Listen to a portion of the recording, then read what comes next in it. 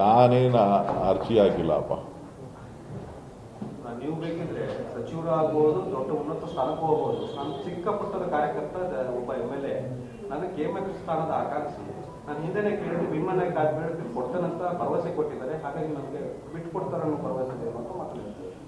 ನನಗೆ ಅದರ ಬಗ್ಗೆ ಮಾಹಿತಿನೂ ಇಲ್ಲ. ಆ ವಿಚಾರ ನನ್ನ ಮುಂದೆ ಚರ್ಚೆನಲ್ಲೂ ಇಲ್ಲ. ಅದು ತೀರ್ಮಾನ ಮಾಡುವಂಥವರು ಡೈರೆಕ್ಟರ್ಸು, ಆ ಬಾಡಿ ತೀರ್ಮಾನ ಮಾಡಬೇಕಾಗಿರುವಂಥವ್ರು, ಸರ್ಕಾರ, ಮುಖ್ಯಮಂತ್ರಿಗಳು, ಪಕ್ಷ. ನೀವೇನೋ ಭರವಸೆ ಕೊಟ್ಟಿದ್ದೀರಂತೆ ಸರ್, ನೀವು ಮತ್ತೆ DK ಶಿವಕುಮಾರ್ ಅವರು. ಹೌದು, ನಿಮ್ಮನ್ನೇ ಅಧ್ಯಕ್ಷರನ್ನಾಗಿ ಮಾಡ್ತೀವಿ. ನಾನು ಯಾರು? ನನಗೆ ನಂಜೇಗೌಡರು ನಮ್ಮ ಹಿರಿಯ ನಾಯಕರು. ನಾನು ಕೂಡ ಅವ್ರಿಗೆ ಬೆಂಬಲವಾಗಿ, ಕಳೆದ ಬಾರಿ ನಾನು ಕೂಡ ಅವ್ರ ಬೆಂಬಲವಾಗಿ ನಿಂತಿದ್ದೆ. ಅದ್ರ ಬಗ್ಗೆ ಎರಡು ಮಾತಿಲ್ಲ, ಗೊತ್ತಾಯ್ತಲ್ಲ. ಅದೇನು ಸತ್ಯಕ್ಕೆ ದೂರ ಏನಲ್ಲ, ಸತ್ಯಕ್ಕೆ ಸತ್ಯವಾದಂಥ ಮಾತು. ಸೊ ಇವಾಗ ಅವ್ರು ಏನು ತೀರ್ಮಾನ ಮಾಡ್ತಾರೋ ನನಗೆ ಗೊತ್ತಿಲ್ಲ. ನಾನೇನು ಹೇಳಿ, ಸದ್ಯಕ್ಕೆ ನನ್ನನ್ನು ಬೆಮ್ಮೂಲಲ್ಲಿ ಕುಣಿಸಿದ್ದಾರೆ, ಬೆಮ್ಮೂಲಲ್ಲಿ ಕೆಲಸ ಮಾಡ್ತಾ ಇದ್ದೀನಿ. ನೀವು ದಯವಿಟ್ಟು ಎಲ್ಲರೂ ನಂದಿನಿ ತುಪ್ಪನೇ ಬಳಸಿ, ನಂದಿನಿ ಹಾಲನ್ನು ಬಳಸಿ.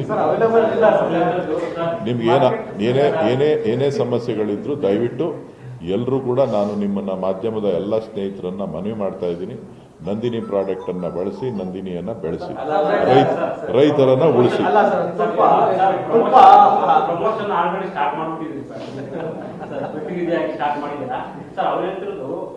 DK ಸುರೇಶ್ ಅವರು ಮನಸ್ಸು ಮಾಡಿದ್ರೆ ರಾಜ್ಯಸಭಾ ಸ್ಥಾನವನ್ನ ಪಡ್ಕೊಳ್ಬಹುದು, ಮಂತ್ರಿ ಆಗಬಹುದು, ಅವರಿಗೊಂದು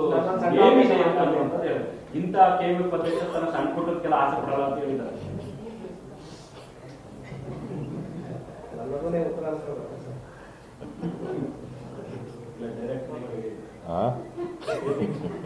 ಈಗ ಹೇಳಿದ್ನಲ್ಲಪ್ಪ, ನಂದಿನಿ ಉಳಿಸಿ, ನಂದಿನಿ ಬೆಳೆಸಿ, ನಂದಿನಿ ಉಳಿಸಿ, ರೈತರನ್ನ ಬೆಳೆಸಿ. ಅಲ್ಲಪ್ಪ, ನಂದಿನಿ ಉಳಿಸಿ, ರೈತರನ್ನ ಬೆಳೆಸಿ, ನಂದಿನಿ ಉಪಯೋಗಿಸಿ. ಇದು ನನ್ನ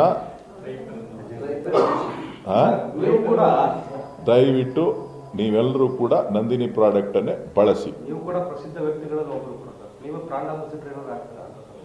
ಈಗ ನಾನೀಗೇನು ಕೆಲಸ ಮಾಡ್ತಾ ಇದ್ದೀನಿ?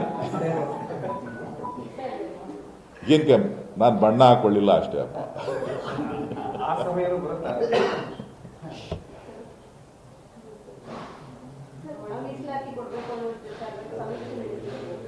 ಬೆಂಗಳೂರಲ್ಲಿ ಬಹುತೇಕ ಕಡೆ ಸ್ಟಿಕ್ಕರ್ ಹಾಕಿಬಿಟ್ಟು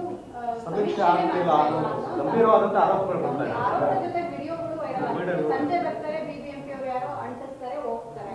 ಇನ್ನೂ 10,000 ಮನೆಗಳಷ್ಟು ಬಾಕಿ ಇದೆ ಅನ್ನೋ ಸರ್ಕಾರನೇ ಒಪ್ಕೊಳ್ತಾ ಇದೆ. ಬೆಂಗಳೂರು ಬಹಳ ದೊಡ್ಡದು. ಬಾಗಿಲು ತಟ್ಟಿದ್ರೆ ಬಾಗಿಲು ತೆಗಿಯಲ್ಲ, ಬಾಗಿಲು ತಟ್ಟಿದ್ರೆ ಮನೇಲಿ ಇರಲ್ಲ. ಸೊ ಸಾಕಷ್ಟು ಸಮಸ್ಯೆಗಳಿದೆ. ಆ ಸಮಸ್ಯೆಗಳನ್ನು ಜೊತೆ ಕೆಲಸ ಮಾಡಬೇಕು. ಏನೇ ಕೆಲಸ ಮಾಡಬೇಕು ಅಂತ ಅಂದರೂ ಒಂದು 5% 10% ಲೋಪದೋಷಗಳು ಆಗ್ತದೆ. ಅದನ್ನು ಸರಿಪಡಿಸ್ಕೊಂಡು ಸರಿಯಾಗಿ ಮಾಡಬೇಕಾದಂಥದ್ದು ಎಲ್ಲರ ಕರ್ತವ್ಯ. ಏನು ಮಾಧ್ಯಮಗಳಲ್ಲಿ ಆರೋಪಗಳು ಬರ್ತಾ ಇದೆ, ಆ ಆರೋಪಗಳನ್ನು ಖಂಡಿತ ಸರ್ಕಾರ ಗಂಭೀರವಾಗಿ ತೆಗೆದುಕೊಳ್ತದೆ. ಅದಕ್ಕೆ ಒಂದು ಆಯೋಗವನ್ನು ರಚನೆ ಮಾಡಿದ್ದಾರೆ. ಆಯೋಗ ಕೂಡ ಅದರ ಹಿಂದೆ ಕೆಲಸ ಮಾಡ್ತಾ ಇರೋದ್ರಿಂದ ಯಾರಿಗೂ ಕೂಡ ಅನ್ಯಾಯ ಆಗಲ್ಲ ಅಂತಕ್ಕಂಥ ಭರವಸೆ ನನಗಿದೆ.